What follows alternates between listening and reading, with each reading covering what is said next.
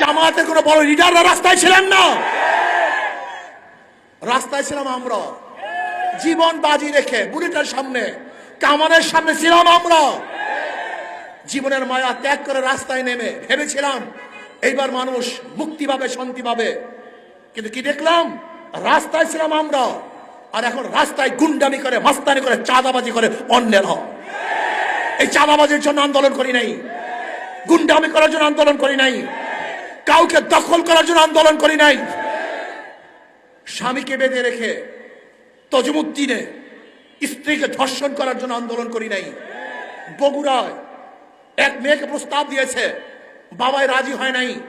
এই প্রস্তাবে রাজি না হওয়ার কারণে বাবার সামনে বাবাকে সেই মেয়ের সামনে হত্যা করার জন্য আন্দোলন করি নাই।